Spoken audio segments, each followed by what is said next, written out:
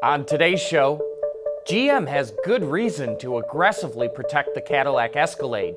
V2V communication hits the racetrack, and Tesla acknowledges it needs more humans and not robots to build its cars. All that and more coming right up on Autoline Daily.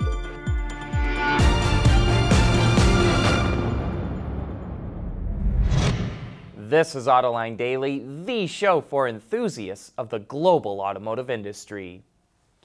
Sales of the Cadillac Escalade are up a strong 17% in the first quarter in the U.S. this year, but sales of its main competitor, the Lincoln Navigator, have skyrocketed 63%.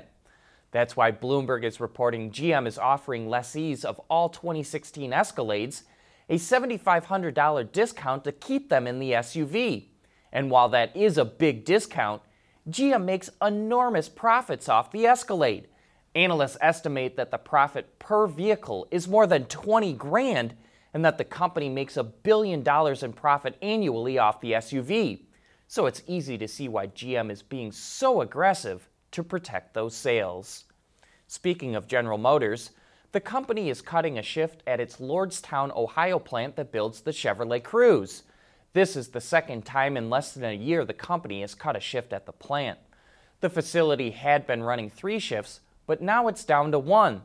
The move is expected to affect 1,500 workers, and the company is offering them $60,000 buyouts. As we've reported for some time now, customers are ditching passenger cars in favor of crossovers and trucks. And the Cruze is no different. Sales fell 2% in 2017, and they're down another 26% in the first quarter of this year. Still to come, one company is applying V2V technology to motorsports. Autoline Daily is brought to you by Bridgestone Tires, your journey, our passion. Dow Automotive Systems, advanced materials that deliver better results. And by Lear, a global leader in automotive seating and electrical systems. As we know, connected vehicles have the potential to make driving much safer. And while we've seen a number of applications for road-going vehicles, an electronics company is now taking the technology to the racetrack. Autoline, a leader in vehicle-to-everything or V2X communication chipsets, just completed a test at a racetrack in Israel that saw a number of cars equipped with its V2V technology. Drivers were alerted by a flashing set of yellow lights on the steering wheel, along with a buzzer sound if they were approaching a dangerous situation, like a crash or a car that had unexpectedly slowed down. By showing how its technology can function in a harsh environment like a racetrack, Autoline hopes providing drivers with an instant warning will cut down on injuries and possibly even fatalities for both professional and amateur racing. Before the Model 3 went into production, Tesla CEO Elon Musk bragged how automation would help it create a competitive advantage over established automakers.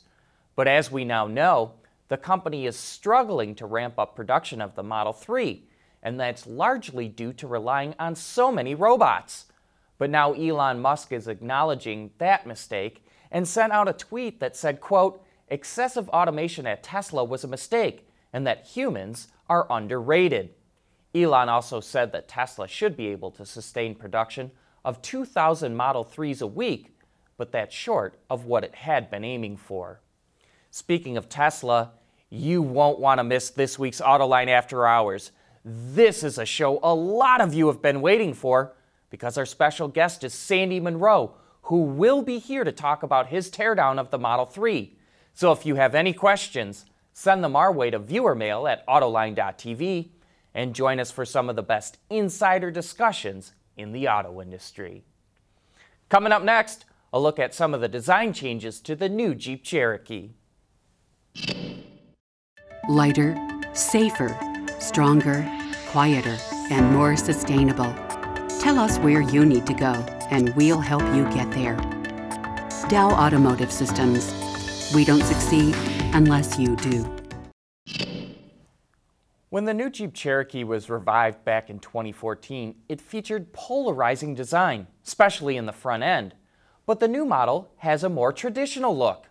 On last week's Autoline After Hours, we were joined by Rich Silbert, the engineering development manager of the new Cherokee, and he talked about the styling changes to the SUV. It was this sort of wedgy front end, it long and protruded, so we shrunk it back, pushed it back, maintained that flat front, but it's shorter. And we were able to maintain the same aerodynamics with that styling. The front, I think, is probably the biggest takeaway. People see it. We were able to maintain the aluminum hood design, although we've extended it to come over the headlamps, very similar to the other Jeeps in the family, which is one of the delineators from the previous model. When we moved to the liftgate, though, I think the rear styling is much improved as well, and I think our customers will see that. We have taken the license plate from what is basically like a bumper, if you will, and moved it up into the liftgate to properly display it. And because it's an international vehicle, we need to accommodate all those plates, whether it's Japan or your standard European rectangle, or the Japan is an odd one because it's very tall but rectangular. But again, pardon me, LED tail lamps. We have a different light signature that encompasses all the lamps. We've gone to an amber turn for the North American market, which is somewhat of a safety feature and somewhat of a preference. For a deeper dive into the development of the new Jeep Cherokee, you can watch that entire show right now on our website, Autoline.tv, or just look for it on our YouTube channel. That's it for today. Thanks for watching. Please join us again tomorrow.